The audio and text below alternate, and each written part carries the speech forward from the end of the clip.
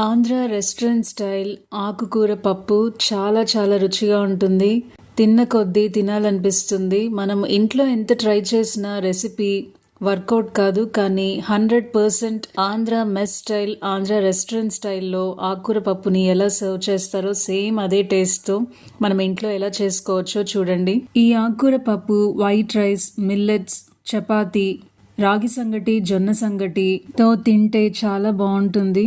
నేను ఇక్కడ ఈరోజు సజ్జ ఓట్స్ సంగటి చేస్తున్నాను. ఆ రెసిపీ కూడా ఈ వీడియోలో చూడండి.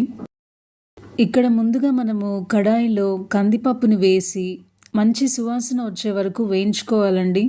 ఇక్కడ కందిపప్పుని డైరెక్ట్గా కుక్కర్లో వేసి ఉడికించి చేసే పప్పు రుచి కన్నా ఇలా కందిపప్పుని మంచి వాసన వచ్చి కలర్ మారే వరకు వేయించుకొని ఆ తర్వాత కుక్ చేసుకొని తింటే చాలా చాలా కమ్మగా ఉంటుంది.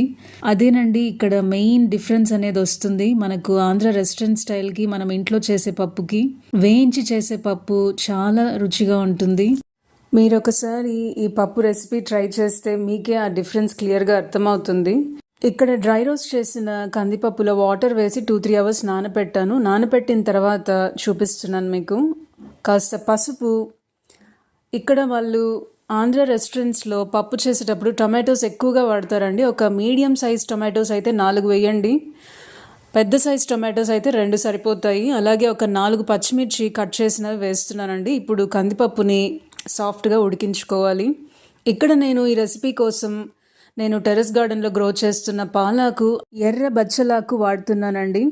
చాలా బాగుంటుంది 2 కాంబినేషను. మీ దగ్గర తోటకూర, వేరే ఆకులు ఏవైనా కూడా చేసుకోవచ్చు. ఇక్కడ నేను ఓట్స్ సజ్జపిండితో సంగటి చేస్తున్నాను. ఆ రెసిపీ కోసం మీకు ఇక్కడ ప్రపోర్షన్ చూపిస్తున్నాను. ఒక 3/4 కప్ ఓట్స్ తీసుకున్నాను, 1/2 కప్ సజ్జపిండి తీసుకున్నానండి. ఇవి రెగ్యులర్గా మనం యూస్ చేసే రోల్డ్ ఓట్స్ అండి. అలాగే సజ్జపిండి చూపిస్తున్నాను ఇక్కడ మీకు. ఇక్కడ మనము ఓట్స్ని ఒక్కసారి మిక్సీ జార్లో వేసి పల్స్ చేసుకుంటే మనకు రైస్తో చేసినప్పుడు సంగటి టెక్స్చర్ ఎలా ఉంటుందో ఓట్స్తో చేస్తే కూడా అలాగే ఉంటుందండి. అందుకని ఒక్కసారి పల్స్ ఇస్తే సరిపోతుంది. ఇక్కడ చూస్తున్నారు కదండి, మరీ ఫైన్ పౌడర్ కాకుండా బరకగా ఇలా చూపిస్తున్న విధంగా మనం ఓట్స్ని గ్రైండ్ చేసుకోవాలి. ఇక్కడ వాటర్ రేషియో అయితే మీరు తీసుకున్న ఓట్స్ ఏ కప్పుతో తీసుకుంటారో ఆ కప్పుతో 2 కప్స్ వాటర్ అండి. సజ్జపిండి కూడా అంతే. ఏ కప్తో అయితే మీరు సజ్జపిండి తీసుకుంటున్నారో అదే కప్తో 2 కప్స్ వాటర్ అండి. ఇక్కడ మనము